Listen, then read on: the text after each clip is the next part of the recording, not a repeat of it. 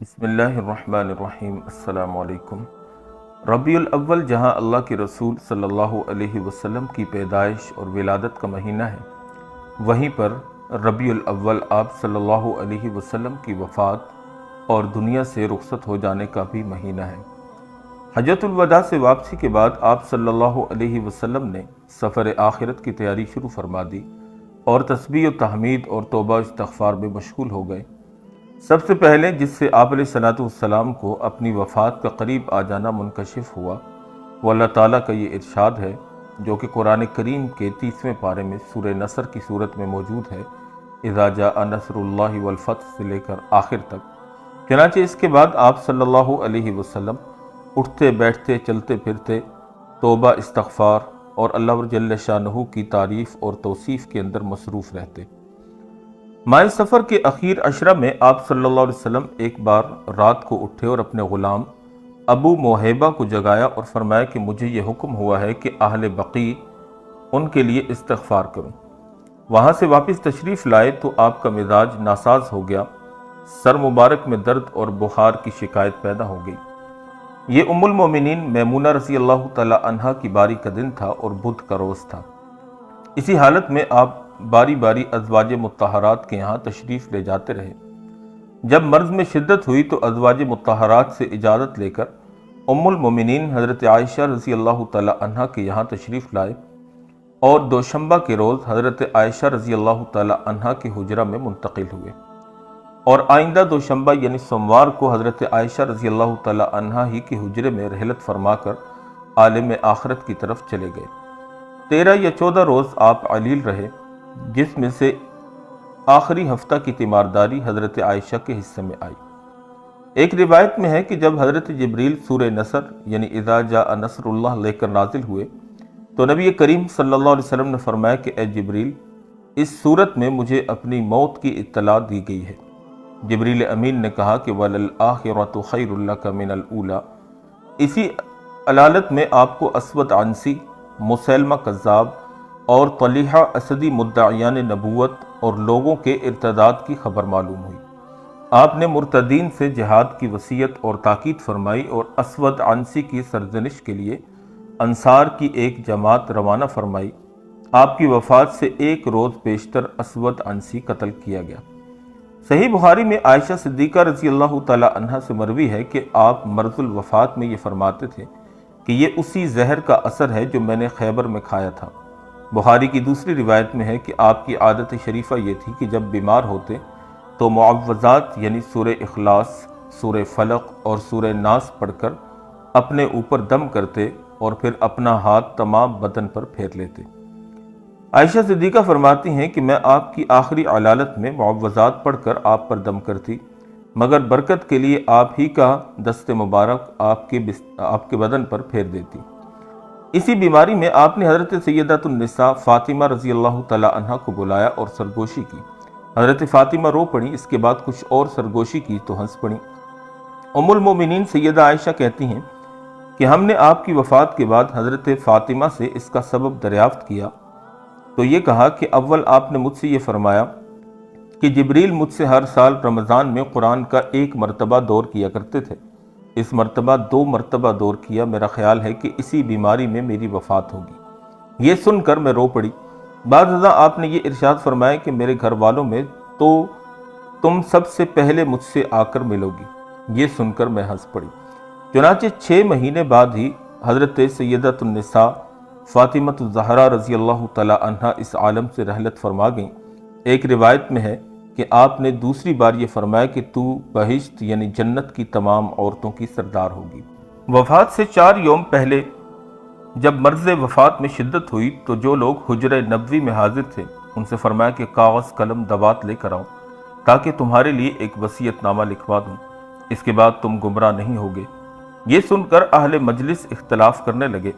حضرت عمر نے کہا کہ آپ بیمار ہیں، درد کی شدت ہے، ایسی حالت میں تکلیف دینا مناسب نہیں، کتاب اللہ ہمارے پاس ہے جو ہم کو گمراہی سے بچانے کے لیے کافی ہے۔ بعض نے حضرت عمر رضی اللہ تعالی عنہ کی تائید اور بعض نے کہا کہ دوات اور قلم لا کر لکھوا لینا چاہیے، اور یہ کہا کہ احجر استفہموہ، کیا آپ نے بیماری کی شدت اور غفلت اور بے ہوشی کی حالت میں معاذ اللہ کوئی لغو اور ہذیان کی بات کہی، خود آپ سے دریافت کر لو، یعنی آپ اللہ کے نبی اور رسول ہیں، آپ کی زبان اور دل خطا اور غلط سے محفوظ اور مامون ہے، معاذ اللہ اوروں کی طرح نہیں کہ جو بیماری کی حالت میں واہی تباہی بولنے لگتے ہیں۔ حدیث میں ہے کہ آپ صلی اللہ علیہ وسلم نے ایک مرتبہ اپنی زبان مبارک کی طرف اشارہ کر کے فرمایا، قسم ہے اس ذات پاک کی جس کے قبضہ میں میری جان ہے، اس زبان سے کسی حالت میں سوائے حق کے کچھ نہیں نکلتا۔ یہ جملہ احجر استفہموہ حضرت عمر کا مقولہ نہیں ہے، بلکہ ان لوگوں کا ہے جن کی رائے حضرت عمر کے خلاف تھی۔ حضرت عمر کی رائے یہ تھی کہ حضور صلی اللہ علیہ وسلم کو لکھنے کی تکلیف نہ دی جائے، اور بعض لوگ جن کی رائے یہ تھی کہ دوات قلم لا کر لکھوا لیا جائے، ان لوگوں نے حضرت عمر کے جواب میں یہ کہا احجر استفہموہ، اور مطلب یہ تھا کہ جب حضور صلی اللہ علیہ وسلم حکم دے رہے ہیں تو کیوں نہ لکھوا لیا جائے۔ معاذ اللہ حضور کی زبان مبارک سے کسی ہذیان یا لغو کلام کا نکلنا ناممکن ہے۔ اسی وجہ سے ان لوگوں نے احجر بطور استفہام انکاری الزاماً کہا، خود اس کے قائل نہیں تھے، اور جن روایتوں میں یہ جملہ بغیر حرف استفہام کے آیا ہے وہ بھی استفہام پر محمول ہے اور حرف استفہام وہاں پر چھپا ہوا ہے۔ مجلس میں جب اختلاف زیادہ ہوا اور شور و شغب ہونے لگا تو آپ علیہ الصلوۃ والسلام نے فرمایا، میرے پاس سے اٹھ جاؤ، مجھ کو میرے حال پر چھوڑ دو، میں جس حالت میں ہوں وہ بہتر ہے اس سے کہ جس کی طرف تم مجھے بلا رہے ہو۔ بعد ازاں آپ علیہ الصلوۃ والسلام اس تکلیف کے آپ نے لوگوں کو 3 چیزوں کی زبانی طور پر وصیت فرمائی۔ پہلی وصیت یہ فرمائی کہ مشرکین کو جزیرۃ العرب سے نکال دو، یعنی جزیرہ عرب میں کوئی مشرک نہ رہنے پائے۔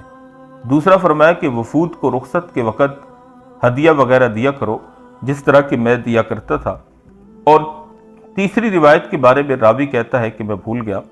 بعض روایتوں سے پتہ چلتا ہے کہ وہ تیسری بات یہ تھی کہ قرآن پر عمل کرنا، یا جیش اسامہ کو روانہ کرنا، یا میرے بعد میری قبر کو بت اور سجدہ گاہ نہ بنانا، یا یہ کہ نماز کی پابندی کرنا اور غلاموں کا خیال کرنا۔ صحیح بخاری اور مسلم میں عائشہ صدیقہ رضی اللہ تعالی عنہا سے مروی ہے کہ اللہ کے رسول صلی اللہ علیہ وسلم نے اس بیماری کی حالت میں فرمایا کہ میرا ارادہ ہوا تھا کہ ابو بکر اور ان کے بیٹے عبد الرحمن کو بلانے کے لیے کسی کو بھیج دوں اور ان کو وصیت کر دوں اور ان کو اپنا ولی عہد بنا دوں، تاکہ کہنے والے کچھ کہہ نہ سکیں اور تمنا کرنے والے کچھ تمنا نہ کر سکیں۔ لیکن پھر میں نے اپنا یہ ارادہ فسخ کر دیا اور یہ کہا کہ وصیت کی ضرورت نہیں، اللہ تعالیٰ انکار کرے گا سوائے ابو بکر کے کوئی اور خلیفہ ہو، اور اہل ایمان بھی سوائے ابو بکر کے اور کسی کی خلافت کو قبول نہیں کریں گے۔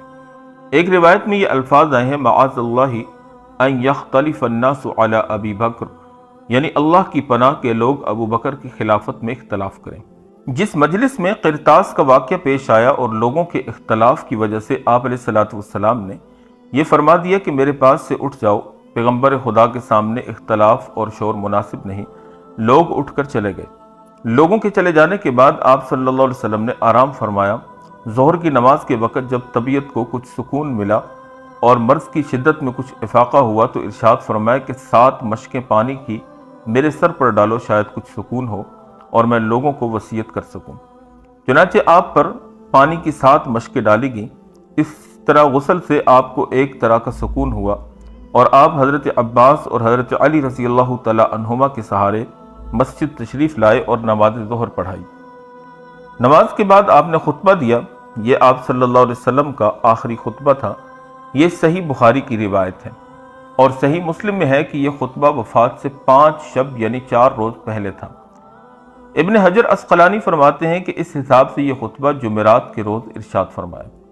آپ علیہ الصلوۃ والسلام نماز سے فارغ ہو کر ممبر پر رونق افروز ہوئے، اللہ تعالیٰ کی حمد و ثنا کے بعد سب سے پہلے اصحاب احد کا ذکر فرمایا اور ان کے لیے دعائے مغفرت کی، پھر مہاجرین کو مخاطب کر کے فرمایا کہ تم زیادہ ہوگے اور انصار کم ہوں گے، دیکھو انصار نے مجھے ٹھکانہ دیا، اور ان میں کا جو محسن اور نیکوکار ہو اس کے ساتھ احسان کرو، اور ان میں سے جو غلطی کر گزرے تو تم اس سے درگزر کرنا۔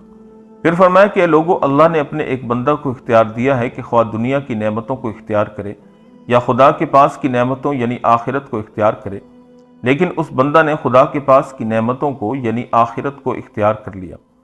ابو بکر چونکہ سب سے زیادہ علم والے تھے اس لیے سمجھ گئے کہ اس بندہ سے حضور صلی اللہ علیہ وسلم ہی مراد ہیں۔ सुनते ही रो पड़े और कहने लगे, या रसूल अल्लाह, मेरे माँ बाप आप पर फिदा हों। आप सल्लल्लाहु अलैहि वसल्लम ने फरमाया कि अबू बकर ठहरो और करार पकड़ो। फिर मस्जिद की तरफ जितने दरवाजे खुले थे उन सब की तरफ इशारा करके फरमाया कि ये सब दरवाजे बंद कर दिए जाएं, एक अबू बकर का दरवाज़ा खुला रहने दिया जाए। जान और माल, सोहबत और रफ़ाक़त के एतबार से सबसे ज़्यादा एहसान करने वाले मुझ पर अबू बकर हैं। अबू बकर से बढ़कर मेरा कोई मोहसिन नहीं। जिसने मेरे साथ कोई एहसान किया मैंने उसकी मुकाफ़ात यानी उसका बदला दे दिया, सिवाय अबू बकर के कि उसके एहसानात का बदला और सिला अल्लाह ही उसको क़यामत के दिन देगा। अगर मैं अपने परवरदिगार के सिवा किसी को अपना जानी दोस्त बनाता तो अबू बकर को बनाता, लेकिन उनसे इस्लामी अखुवत जिसमें वो सबसे अफसल और बरतर हैं, और इस अखुवत और मुअद्दत में कोई दूसरा उनका सानी नहीं है। ये सारी रिवायात अल-बिदाया व निहाया, फतहुल बारी, इत्हाफ, शरह अहयाए उलूमुद्दीन से आपके सामने पेश की गई हैं। अलगर्ज़ आपने इस खुतबा में सिद्दीक़ अकबर के वो फ़ज़ाइल और कमालात बयान किए जिनमें कोई दूसरा उनका शरीक नहीं था, ताकि लोगों के सामने उनकी फजीलत और बरतरी वाज़ेह हो जाए और आपके बाद उनकी खिलाफत में कोई इख्तलाफ न कर सके। और इसी की ताकीद के लिए अफसलुल इबादात यानी नमाज की इमामत उनके सुपुर्द की। चुनांचे सहाबा ने अबू बकर से बैत करते वक्त यही कहा कि अल्लाह के रसूल ने जिस शख्स को हमारे दीन यानी नमाज के लिए पसंद फरमाया, हम उनको अपनी दुनिया यानी खिलाफत व इमारत के लिए क्यों ना मुंतखब और पसंद करें। फिर इसी खुतबा में फरमाया कि जैसे उसामा को जल्दी रवाना करो, और फरमाया कि मुझे मालूम है कि बाज़ लोग, इब्न साद कहते हैं कि ये मुनाफिकीन थे, उसामा की अमारत और सरदारी पर एतराज़ करते हैं कि बूढ़ों के होते हुए नौजवान को ये मनसब क्यों अता किया गया। आगाह हो जाओ कि उन्हीं लोगों ने इससे पहले उसके बाप जैद की अमारत और उसकी सरदारी पर भी एतराज़ किया था। खुदा की कसम, उसका बाप जैद भी अमारत और सरदारी का अहल था, और उसके बाद उसका बेटा उसामा भी अमारत का अहल है और मेरे नज़दीक महबूब तरीन लोगों में से है। और ये फरमाया कि लानत हो अल्लाह की यहूद व नसारा पर, जिन्होंने अपने पैगम्बरों की कब्रों को सजदागाह बनाया। मकसूद आपका अपनी उम्मत को आगाह और ख़बरदार करना था कि तुम यहूद व नसारा की तरह मेरी कब्र को सजदागाह न बना लेना। और फरमाया कि ऐ लोगों, मुझे ये खबर पहुंची है कि तुम अपने नबी की मौत से खौफज़दा हो। क्या कोई नबी मुझसे पहले अपनी उम्मत में हमेशा रहा है जो मैं हमेशा रहूँगा? आगाह हो जाओ कि मैं खुदा से मिलने वाला हूँ, और आगाह हो जाओ कि तुम भी खुदा से मिलने वाले हो। मैं मुसलमानों को वसीयत करता हूँ कि मुहाजिरीन अव्वलीन के साथ खैर और भलाई का मामला करें, और मुहाजिरीन अव्वलीन को वसीयत करता हूँ कि तक़वा और अमल सालेह पर कायम रहें। आप सल्लल्लाहु अलैहि वसल्लम में जब तक ताकत रही उस वक़्त तक आप बराबर मस्जिद में तशरीफ़ लाते रहे और नमाज पढ़ाते रहे। सबसे आखिरी नमाज जो आपने पढ़ाई वो मगरिब की नमाज थी, जिसके 4 रोज़ बाद बरोज़ दोशंबा यानी सोमवार आपका इंतकाल हो गया। सही बुखारी में उम्मे फ़ज़ल रज़ी अल्लाह तआला अन्हा से मरवी है कि आप सल्लल्लाहु अलैहि वसल्लम ने हमको मगरिब की नमाज पढ़ाई, जिसमें वल मुरसलात पढ़ी, ये सूरत का नाम है। इसके बाद आपने हमको कोई नमाज नहीं पढ़ाई यहाँ तक कि आपकी वफ़ात हो गई। जब इशा का वक़्त आया तो दरियाफ्त फरमाया कि क्या लोग नमाज पढ़ चुके हैं? अर्ज़ किया गया कि या रसूल अल्लाह, लोग आपके मुंतज़िर हैं। आपने कई बार उठने का इरादा किया मगर शिद्दत मर्ज़ की वजह से बेहोश हो जाते। आखिर में फरमाया कि अबू बकर को मेरी तरफ से हुक्म दो कि वो नमाज पढ़ाएं। उम्मुल मोमिनीन आयशा सिद्दीक़ा ने अर्ज़ किया कि या रसूल अल्लाह, अबू बकर बहुत नरम दिल आदमी हैं। जब आपकी जगह पर खड़े होंगे तो उन पर ऐसी रिक़्क़त तारी होगी कि लोगों को नमाज नहीं पढ़ा सकेंगे, और गिरिया ज़ारी की वजह से लोगों को अपनी क़िरात नहीं सुना सकेंगे। लिहाजा आप उमर को नमाज पढ़ाने के लिए कह दें। हज़रत आयशा ने जाहिर तो ये किया मगर दिल में ये था कि जो शख्स आपकी जगह खड़ा होगा लोग उसको मनहूस समझेंगे। इसलिए आपने खफा होकर फरमाया कि तुम यूसुफ के साथ वालियाँ हो कि ज़ुबान पर कुछ है और दिल में कुछ है। अबू बकर को हुक्म दो कि वही नमाज पढ़ाएं। सही बुखारी में है कि आप अलैहिस्सलाम के हुक्म देने के बाद आयशा सिद्दीक़ा ने 3 बार इनकार किया, मगर आप अलैहिस्सलाम ने हर बार ताकीद और इसरार के साथ यही फरमाया, अबू बकर को हुक्म दो कि वही नमाज पढ़ाएं। चुनांचे अबू बकर नमाज पढ़ाने लगे। इमाम गज़ाली रहमहुल्लाह ने अहयाउल उलूम में उम्मुल मोमिनीन आयशा सिद्दीक़ा का कलाम नकल किया है, जिसमें आयशा सिद्दीक़ा ने अपने दिली मंशा को ज़ाहिर फरमाया है कि वो अपने जलीलुल क़द्र बाप की इमामत को क्यों नापसंद करती थी, जिसका तर्जुमा यह है कि आयशा सिद्दीक़ा कहती हैं कि मैं अपने बाप की इमामत के लिए इसलिए इनकार करती थी कि मेरा बाप दुनिया से बिल्कुल अलहदा रहे।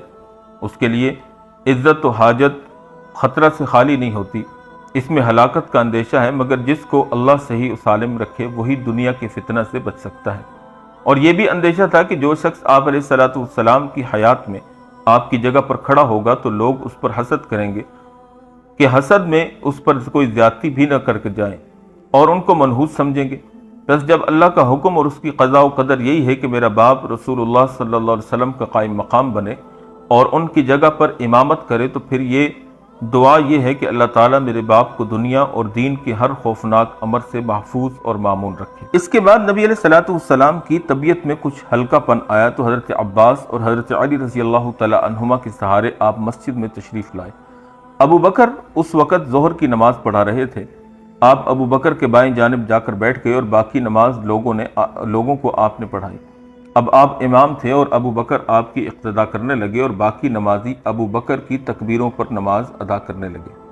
یہ ظہر کی نماز تھی اور حضور صلی اللہ علیہ وسلم کی امامت میں آخری امامت تھی۔ اس کے بعد مسجد نبوی کی حاضری سے بالکلیہ انقطاع ہو گیا۔ ام فضل کی روایت میں جو یہ گزرا کہ حضور کی آخری نماز مغرب کی نماز تھی، اس سے مستقل امامت کی نفی مراد ہے کہ از اول تا آخر جس نماز میں امامت اور قرات فرمائی ہو وہ مغرب کی نماز ہے۔ ہفتہ کے روز اسامہ اور دیگر صحابہ جن کو جہاد پر مامور فرمایا تھا آپ سے ملنے کے لیے آئے اور آپ سے رخصت ہو کر روانہ ہوئے۔ مدینہ سے 1 کوس چل کر مقام جرف میں پڑاؤ ڈالا، تعمیل ارشاد کے لیے روانہ ہو گئے، مگر آپ کی علالت کی وجہ سے کسی کا قدم نہیں اٹھتا تھا۔ یکشنبہ کو پھر مرض میں شدت ہو گئی۔ حضرت اسامہ یہ خبر سنتے ہی پھر افتاں و خیزاں آپ کو دیکھنے کے لیے مدینہ واپس آئے۔ دیکھا کہ مرض کی شدت ہے، آپ بات نہیں کر سکتے۔ حضرت اسامہ نے جھک کر پیشانی مبارک پر بوسہ دیا۔ آپ علیہ السلام نے دونوں ہاتھ آسمان کی طرف اٹھائے، پھر اسامہ پر رکھ دیے۔ اسامہ کہتے ہیں کہ میں سمجھا کہ آپ میرے لیے دعا فرما رہے ہیں۔ بعد ازاں اسامہ جرف میں واپس آ گئے جہاں پر پڑاؤ تھا۔ صحیح بخاری میں عائشہ صدیقہ رضی اللہ تعالی عنہا سے مروی ہے کہ مرض کی شدت میں ذات الجنب سمجھ کر آپ کے منہ میں دوا ڈالی۔ آپ اشارہ سے منع فرماتے رہے، مگر ہم یہ سمجھے کہ غالباً یہ طبعی ناگواری ہے، جیسا کہ مریض عموماً دوا کو ناپسند کرتا ہے۔ بعد میں آپ کو افاقہ ہوا تو فرمایا کہ کیا میں نے تم کو منع نہیں کیا تھا؟ تمہاری سزا یہ ہے کہ سب کے منہ میں دوا ڈالی جائے سوائے عباس کے کہ وہ اس میں شریک نہ تھے۔ یہ دوشنبہ کا روز ہے جس میں آپ نے اس عالم فانی سے عالم جاویدانی کی طرف رحلت فرمائی اور رفیق اعلیٰ سے جا ملے۔ اسی دوشنبہ یعنی سوموار کی صبح کو آپ نے حجرہ کا پردہ اٹھایا اور دیکھا کہ لوگ صف باندھے ہوئے صبح کی نماز میں مشغول ہیں۔ صحابہ کو دیکھ کر آپ مسکرائے۔ چہرہ انور کا یہ حال تھا کہ گویا قرآن کا کھلا ہوا ایک ورق ہے، گویا کہ بالکل سفید ہو گیا تھا۔ ادھر صحابہ کی فرط مسرت سے یہ حالت تھی کہ کہیں نماز نہ توڑ ڈالیں۔ صدیق اکبر نے ارادہ کیا کہ پیچھے ہٹیں، لیکن آپ علیہ السلام نے ارشاد فرمایا کہ نماز پوری کرو۔ ضعف اور ناتوانی کی وجہ سے آپ زیادہ کھڑے نہ ہو سکے، حجرہ کا پردہ ڈال دیا اور اندر واپس تشریف لے گئے۔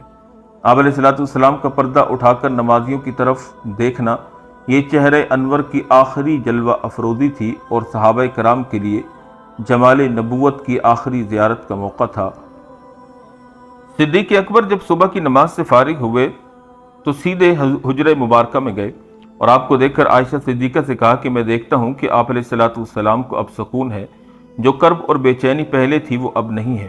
اور چونکہ یہ دن حضرت ابوبکر کی 2 بیویوں میں اس بیوی کی نوبت کا دن تھا جو مدینہ سے 1 کوس کے فاصلہ پر رہتی تھی، آپ علیہ السلام سے اجازت لے کر وہاں چلے گئے۔ ابن اسحاق کی روایت میں ہے کہ صدیق اکبر نے عرض کیا، یا نبی اللہ، انی اراک قد اصبحت بنعمت من اللہ وفضل کما نحب والیوم یوم بنت خارجۃ افاتیہا قال نعم، جس کا ترجمہ یہ ہے کہ اللہ کے نبی، میں دیکھتا ہوں کہ آپ نے اللہ کی نعمت اور فضل سے اچھی حالت میں صبح کی ہے، اور آج میری ایک بیوی حبیبہ بنت خارجہ کی نوبت کا دن ہے، اگر اجازت ہو تو وہاں ہو آؤں۔ آپ نے فرمایا کہ ہاں چلے جاؤ۔ اور دوسرے لوگوں کو جب یہ بات معلوم ہوئی کہ آپ علیہ السلام کو سکون ہے تو وہ بھی اپنے گھروں کو واپس چلے گئے۔ حضرت علی رضی اللہ تعالی عنہ حجرہ مبارکہ سے باہر آئے، لوگوں نے آپ کا مزاج دریافت کیا۔ حضرت علی رضی اللہ تعالیٰ عنہ نے کہا کہ اللہ کے فضل سے اچھے ہیں۔ لوگ مطمئن ہو کر منتشر ہو گئے۔ حضرت عباس نے حضرت علی کا ہاتھ پکڑ کر کہا، اے علی، خدا کی قسم 3 دن کے بعد تو عبد العصا یعنی لاٹھی کا غلام ہوگا، یعنی اور کوئی حاکم ہوگا اور تم اس کے محکوم ہوگے۔ خدا کی قسم میں یہ سمجھتا ہوں کہ رسول اللہ صلی اللہ علیہ وسلم اس بیماری میں وفات پائیں گے۔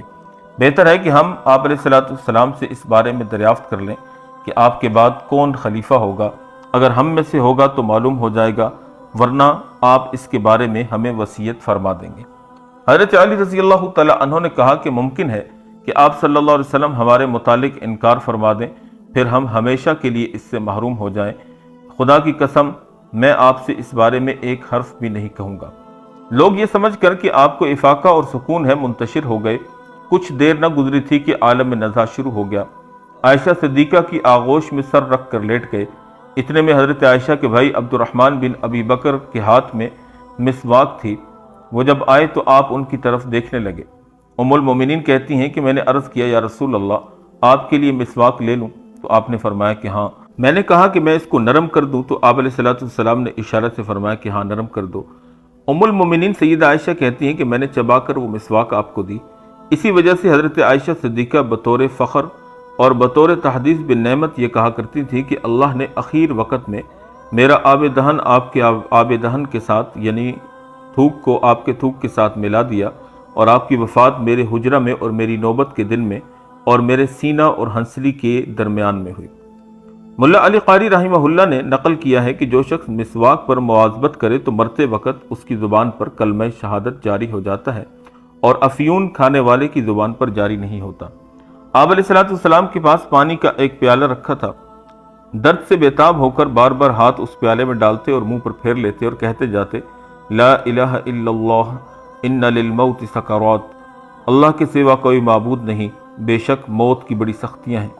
پھر چھت کی طرف دیکھا اور ہاتھ اٹھا کر یہ فرمایا، اللہم فر رفیق الاعلی، اے اللہ میں رفیق الاعلی میں جانا چاہتا ہوں، یعنی حضیرت القدس جو انبیاء اور مرسلین کا مسکن یعنی ٹھکانہ ہے، وہاں جانا چاہتا ہوں۔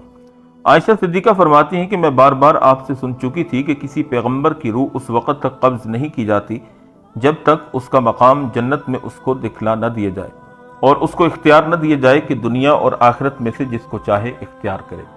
جس وقت آپ کی زبان سے یہ کلمات نکلے اسی وقت میں سمجھ گئی کہ اب ہم میں آپ نہیں رہیں گے۔ آپ نے ملأ اعلیٰ اور قرب خداوندی کو اختیار کر لیا ہے۔ الغرض آپ کی زبان مبارک سے کلمات نکلی، خلیفہ ابو جعفر کے دربار کے رفیق الاعلیٰ اور روح مبارک عالم بالا کو پرواز کر گئی۔ ایک روز چاندنی رات میں بیوی کے ساتھ بیٹھے ہوئے بول اٹھے، یہ جاں گداز اور روح فرسا واقعہ جس نے دنیا کو نبوت اور رسالت کے فیوز و برکات اور وحی ربانی کے انوار و تجلیات سے محروم کر دیا۔ بروز دوشنبہ یعنی سوموار دوپہر کے وقت 12 ربیع الاول کو پیش آیا۔ بات ہنسی اس میں تو کسی کو اختلاف نہیں کہ آپ کی وفات ماہ ربیع الاول میں بروز دوشنبہ یعنی سوموار کو ہوئی۔ اختلاف دو امر میں ہے، ایک یہ کہ کس وقت میں ہوئی، دوسرا اس امر میں ہے کہ ربیع الاول کی کون سی تاریخ میں گزاری۔ مغازی ابن اسحاق میں ہے کہ چاش کے وقت آپ کا وصال ہوا اور مغازی موسیٰ بن اور عقبہ میں زہری اور عروہ بن زبیر سے مروی ہے کہ زوال کے وقت میں آپ کا اور اہل علم کو جمع اور یہی روایت زیادہ صحیح مانی جاتی ہے۔ ایک ہی جواب دیا کہ طلاق یہ اختلاف معمولی اختلاف ہے، کیونکہ چاند سے زیادہ حسین ہونے کا کسی انسان کے لیے امکان نہیں۔ البتہ تاریخ مگر ایک عالم جو امام ابو حنیفہ رحمہ اللہ مشہور قول کے بنا پر 12 ربیع الاول کی وفات تھا۔ موسیٰ بن عقبہ اور لیث بن سعد اور خوارزمی نے یکم ربیع الاول کی تاریخ وفات بتلائی سورہ 3 کی تلاوت، اور کلبی اور ابو مخنف نے 2 ربیع الاول کو تاریخ وفات قرار دیا ہے۔ علامہ سہیلی رحمہ اللہ نے روض الانف میں اور حافظ ابن حجر اسقلانی فرمایا کہ امیر المؤمنین اللہ تعالیٰ نے ہر انسان کو احسن تقویم میں انتقال کے وقت آپ صلی اللہ علیہ وسلم کوئی شے اس سے زیادہ حسین 63 سال کی تھی۔ یہ سن کر یہی جمہور کا قول ہے، حیرت میں بعض نے 65 اور کوئی مخالفت نہیں کر پائے۔ یہ تھا نبی کریم صلی اللہ علیہ وسلم کی وفات کا مختصر واقعہ، طلاق جس کو سن کر آپ کا ایمان بھی تازہ ہوا ہوگا اور دل میں نبی کریم صلی اللہ علیہ وسلم کی محبت اور عقیدت کے پھول بھی کھلے ہوں گے۔ امید ہے کہ آپ کو اس سے بہت کچھ نیا سیکھنے اور جاننے کو ملا ہوگا۔ اگر آپ کو ہماری یہ ویڈیو پسند آئی ہو تو ہمارے چینل کو سبسکرائب بھی کر دیجئے، لائک، شیئر اور کمنٹ سیکشن میں اپنی رائے کا اظہار بھی ضرور کیجئے گا۔ اللہ پاک ہم سب کا حامی و ناصر ہوں۔